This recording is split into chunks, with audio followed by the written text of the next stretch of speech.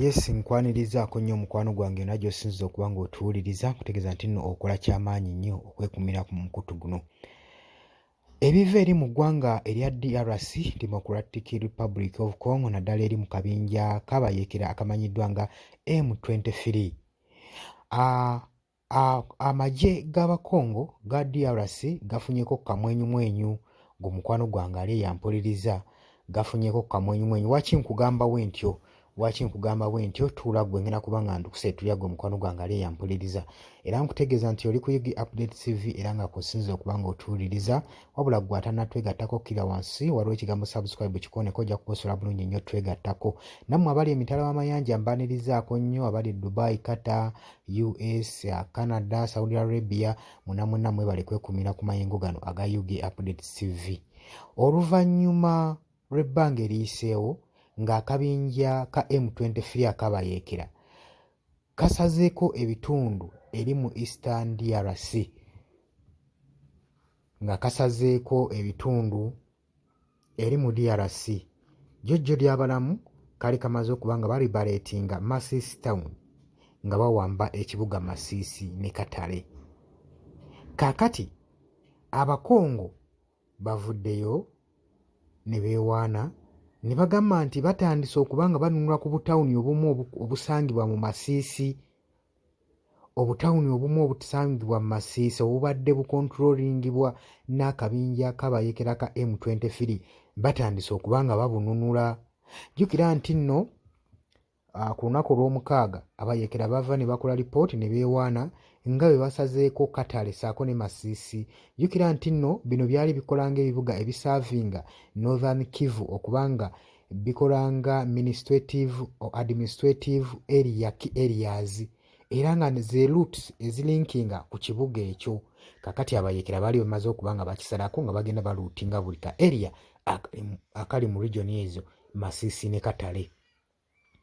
Kakati Abakongo amagye g'e Kongo gavuddeyo ne gagamba nti tutandise okuba nga tununula obubuga obwali baatwalibwa abayeekera ba M23 mu kitundu ekya Masisi, ng'omukwano gwange ali eyampuliriza. Tujjukira bulungi nti nno Ingoni Town ze zimu ku ze baakanunula. Bu tawuni bwe baakanunula mulimu Ingungu Town, bagita Ingungu Town ng'eno nno eri mu located nayo mu Masisi. Kigambibwa nti nno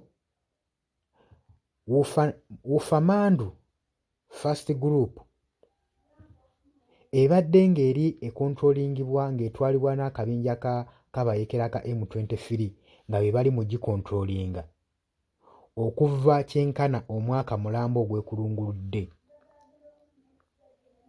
Bagamba nti nno Masisi ne Northern Kivu mu January nga 8 Abakongo bano nga bayita mu magye gaabwe ssaako ne local defense ab'omukago abamanyikiddwa nga Wazalendo baakola serious attack ne bagenda ne basalako ku lunaku olwokubiri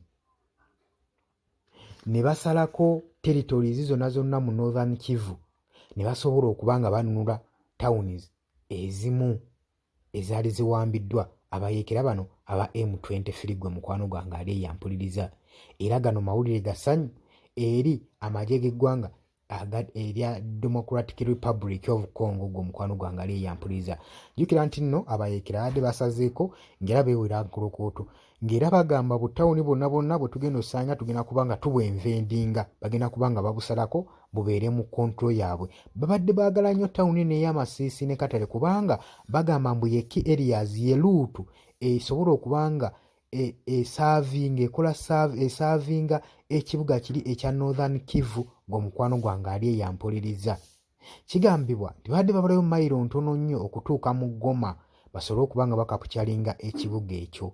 oluvannyuma lw'abayeekera bano ba M23 okusuuza abajaasi ba DRC ebyokulwanyisa ssaako n'ebyabwe ne bateeka ku kakokola tondekannyuma nga beetaasa ekibambulira gwe mukwano gwange. Naye amagye gavuddeyo ne gagamba nti no gatandise okuba nga ganunula ku bitundu ebimu era akamwenyumwenyu katandise okuba nga kalabikawo mukwano gwange gwa ali eyampuliriza.